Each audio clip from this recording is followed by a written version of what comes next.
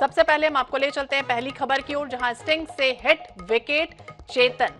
तो क्या हुआ, भारतीय क्रिकेट खिलाड़ियों के फिटनेस को लेकर कई बड़े खुलासे करने वाले टीम इंडिया के चीफ सिलेक्टर यानी कि चेतन शर्मा ने आखिरकार अपने पद से इस्तीफा दे दिया।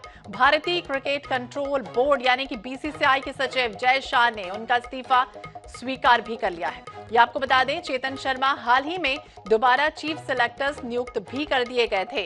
2 दिन पहले ही एक न्यूज चैनल का स्टिंग ऑपरेशन हुआ था, जिसमें चेतन शर्मा ने कई बड़े खुलासे किए थे, जिसके बाद उनकी विदाई तय मानी जा रही थी। उन्होंने ये भी कहा था कि भारतीय क्रिकेटर खुद को फिट रखने के लिए इंजेक्शन लेते हैं, जिसके बाद 80% तक फिट होने पर वो 100% फिट हो जाते हैं। अब कमाल की बात यह है कि ये इंजेक्शन डोप टेस्ट क्या होता है वो भी हम आपको बता देते हैं। डोप टेस्ट वो होता है जिसमें आप अगर 70 या 80% तक फिट हैं तो वो डोप टेस्ट में 100% आप फिट दिखेंगे, और उन इंजेक्शन लगाने के कारण तो उसमें आपका टेस्ट जो है वो पकड़ा नहीं जाता। चेतन शर्मा ने यह भी कहा था कि कुछ बड़े खिलाड़ी फिट नहीं रहते, फिर भी उन्हें नेशनल क्रिकेट एकेडमी हरी झंडी दे देता है, फिर सिलेक्टर्स को उन पर अंतिम निर्णय लेने को कहा जाता है। इस खुलासे से बीसीसीआई पर उंगलियां लगातार उठ रही थी। तो भारतीय क्रिकेट खिलाड़ियों के फिटनेस को लेकर कई खुलासे करने वाले चेतन शर्मा चीफ सिलेक्टर थे, और आखिरकार उन्होंने पद से इस्तीफा दे दिया है। बीसीसीआई के सचिव जय शाह ने उनका इस्तीफा जो है वो एक्सेप्ट कर लिया है। चेतन शर्मा हाल ही में दोबारा चीफ सिलेक्टर भी नियुक्त कर दिए गए थे। एक स्टिंग ऑपरेशन चल रहा था जिसमें उन्होंने कई बड़े खिलाड़ियों का नाम लिया था। यह भी कहा था कि 68 खिलाड़ी ऐसे हैं टीम इंडिया के जो इस तरह का इंजेक्शन लेते हैं, और ये इंजेक्शन इसलिए लेते हैं जिससे वो पूरी तरह से 100% अपने आप को फिट बता सके। और ये बात जो है वो तमाम जो चीफ सिलेक्टर्स होते हैं उनको भी पता होती है, लेकिन उसके बाद भी कोई कार्रवाई नहीं होती। और दूसरा, जो पुराने खिलाड़ी हैं वो न्यू कमर को इस तरह से आने भी नहीं देते, मौका भी नहीं देते हैं।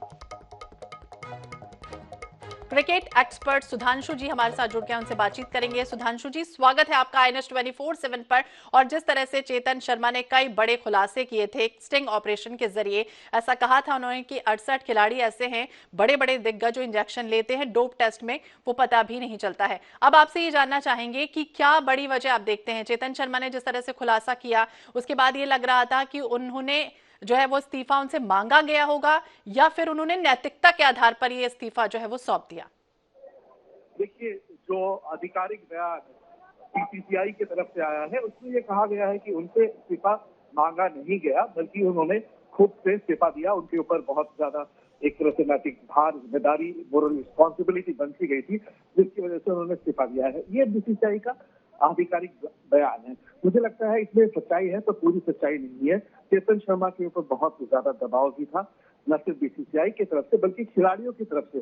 कुछ रिपोर्ट तो ये भी आ रहे थे कि खिलाड़ी टीम की सिलेक्शन मीटिंग में जाने से मना करने लगे थे, क्योंकि आपको पता है कि सिलेक्टर्स बहुत इंपॉर्टेंट होते हैं। और भारत में जब सीरीज होती है तो हर मैच से पहले सिलेक्शन मीटिंग होती है, जिसमें पूरी सिलेक्शन कमेटी बैठती है। यानी दिल्ली टेस्ट से पहले भी बैठे होंगे, कप्तान बैठते हैं, कोच बैठते हैं और सिलेक्शन कमेटी बैठती है। तो इस तरह की मीटिंग में, यानी कल भी ऐसा हुआ होगा कि खिलाड़ियों ने उनके साथ वो कॉन्फिडेंस होता है वो चला गया, खिलाड़ियों का उनके ऊपर से जो भरोसा था वो चला गया, क्योंकि कुछ ऐसी बातें निकल के आई जो कि अंदर ही शायद रहनी चाहिए थी, या फिर बाहर करानी चाहिए थी, तो फिर प्रॉपर तरीके से ना कि इस तरह से छुपे छुपाए स्टिंग ऑपरेशन के जरिए। तो पूरी तरह से उनके ऊपर दबाव बनाया गया था और उन्होंने इस्तीफा दिया है, जो कि एक मुझे लगता है सही फैसला है। हालांकि जो उन्होंने कहा है उसमें कितनी सच्चाई है इस पे अब बीसीसीआई को काम करना जरूरी होगा और आगे का रास्ता तय करना। बिल्कुल सुधांशु जी, ये तो क्रिकेट दुनिया की बात है, लेकिन और दुनिया की भी हम बात करें और दूसरे वर्ल्ड की भी बात करें, संगठन की बात करें, लेकिन जब अंदरूनी स्तर की वो तमाम बातें जो शेयर नहीं करनी चाहिए वो शेयर हो जाए, तो कहीं ना कहीं बीसीसीआई को अंदरूनी स्तर पर उनके हलकों में ये बात जो है वो नहीं बैठ रही होगी। दूसरी तरफ ऐसे तमाम दिग्गज जो खिलाड़ी हैं वो भी ऐसा लग रहा था कि उनसे खफा है चेतन शर्मा ने जब इस तरह से खुलासे किए थे। अब क्या लग रहा है कि क्या होगा आने वाले समय में, जिस तरह से अगर हम बात करें? देखिए, ये एक जिसे कहते हैं एक पैंडोरास बॉक्स है जिसको खोल दिया है चेतन शर्मा ने, और इस पे बीसीसीआई को भी चुप्पी साध के बैठे रहना नहीं चाहिए। एक फैसला सही है। चेतन शर्मा ने खुद से इस्तीफा दिया है, लेकिन मुझे लगता है ये पहला ही कदम है। आखिर हुआ क्या, इसकी गुत्थी क्या है? चेतन शर्मा से बीसीसीआई को, मैनेजमेंट को बात करनी चाहिए, उन्हें क्या पता है और इससे कितनी सच्चाई है। क्योंकि अगर स्टेरॉइड कोई खिलाड़ी ले रहा है और अगर वो बैंड स्टेरॉइड है तो बिल्कुल आप कहेंगे इलीगल है, और वो खिलाड़ी न सिर्फ खेल सकता है बल्कि उसके ऊपर प्रतिबंध भी लग सकता है और उसके ऊपर जुर्माना भी लग सकता है, बोर्ड के ऊपर भी इसका असर आएगा।